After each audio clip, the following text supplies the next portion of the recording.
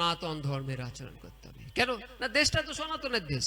সমাজের সমস্যা নিয়ে আলোচনা করছি, কোন সমাজের সমস্যা নিয়ে? জার্মানি, জাপান, ব্রাজিল না, ভারতবর্ষের। সুতরাং দেশটা সনাতনের দেশ, সমস্যা সনাতনের, সমাধানও সনাতনে।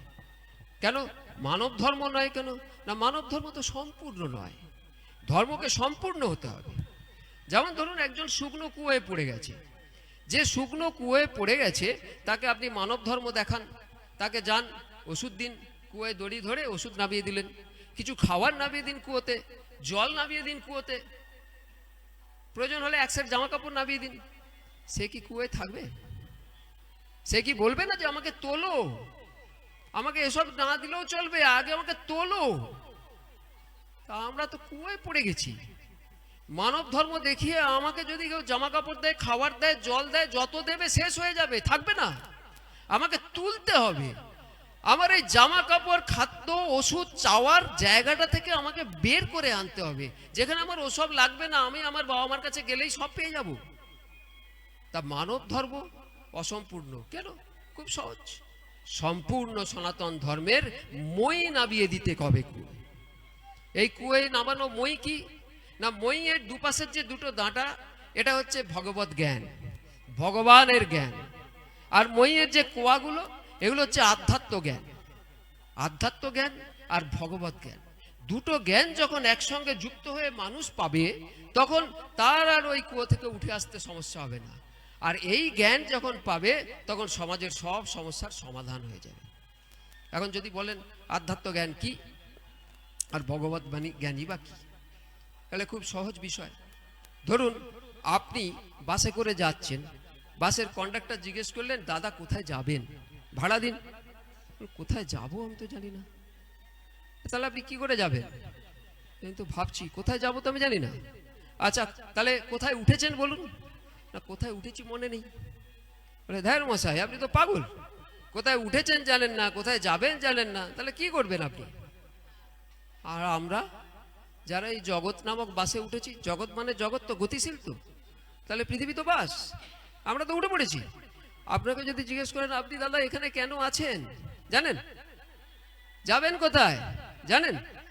জানেন না তো। এই হচ্ছে আধ্যাত্ম জ্ঞানের অভাব, জানি না আমরা। এটা জানতে হবে, এরখানে সব রহস্যের সমাধান সূত্র আছে, আধ্যাত্ম জ্ঞান। ব্যাপারটা আরেকটু সহজ করে বলি। ধরুন একজন দেশের রাজা তার সেবককে ডেকে বলল যে তোকে একটা বড় কাজ দেবো।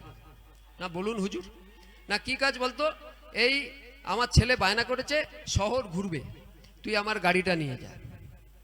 রাজা গাড়ি দিয়ে দিল, গাড়িতে তেল ভরে দিল, আবার কিছু টাকা দিল, রাস্তায় খিদে পেলে খাবি, গাড়িটা নিয়ে যা, ছেলেটাকে নিয়ে যা, ছেলেটাকে নিয়ে গিয়ে ভালো করে গোটা শহরটা ঘুরিয়ে নিয়ে আয়। তাহলে আমার কাজ কি হলো? ড্রাইভারের কাজ। ঠিক আছে, রাজা আমাকে কাজ দিয়েছে, আমি সেবক, ড্রাইভারের কাজ নিয়ে বেরিয়ে পড়লাম গাড়ি নিয়ে। গাড়ি নিয়ে যখন বেরোলাম, রাস্তায় আমার দুটো কাজ। এক, ঠিকভাবে সাবধানে গাড়িটাকে চালিয়ে নিয়ে যেতে হবে। আর দুই, রাস্তায় যে গাড়ি নিয়ে যাব, আমি কোন উদ্দেশ্যে যাচ্ছি? আমাকে আনন্দ দেওয়ার জন্যে, না গাড়ির যাত্রী মানে রাজার ছেলেকে আনন্দ দেওয়ার জন্যে? কাকে আনন্দ দেওয়ার জন্য যাচ্ছি? রাজার ছেলেকে আনন্দ দেওয়ার জন্য। আমি সেটা ভুলেই গেলাম। আমি এবার কি করছি? আমাকে আনন্দ দিতে ব্যস্ত হলাম। যেতে যেতে এক জায়গায় দেখলাম খেলা দেখাচ্ছে, মেলা হচ্ছে, দাঁড়িয়ে বললাম, গাড়িকে লক করে দিলাম, বেচারা বাচ্চা ভেতরে কাঁদছে, আমি দাঁড়িয়ে মেলা দেখছি। আরেক জায়গায় গেলাম, সেখানে সিনেমা হচ্ছে, গাড়িকে রেখে দিয়ে সিনেমা হলে ঢুকে গেলাম, আনন্দ করলাম। আরেক জায়গায় গেলাম, গাড়িকে দাঁড় করিয়ে কিছুটা ফুচকা খেয়ে নিলাম। এইভাবে আনন্দ করে ঘুরছি। ঘুরতে ঘুরতে হঠাৎ একদিন হলো কি, না আমাকে তো তেল দিয়েছে মাপে, তেল গেল ফুরিয়ে। আর খাচ্ছিলাম দাচ্ছিলাম, হাতের টাকাও গেল ফুরিয়ে। আপনারা বলতে পারবেন এই গাড়ি কে? রাজা কে? গাড়ির তেল কি? রাজার ছেলে যে গাড়িতে আছে সে কে? আর আমি কে? খুব সহজ, আমি এই যে শরীর, এই শরীরটা হচ্ছে সেই গাড়ি। একটু আগে অনন্তবাবু বলছিলেন ভগবানকে আমরা ঠিক ঠিক জানি না, সেই ভগবান হচ্ছেন সেই রাজা। ভেতরে কে আছে? গাড়ির ভেতরে যাত্রীকে? ভগবানের সন্তান। তেলটা কি? গাড়িতে যে তেল দিয়েছে আমার আয়ু, পয়সা দিয়েছে আমি কোথাও খিদে পেলে খাবো ইত্যাদি, এটা কি?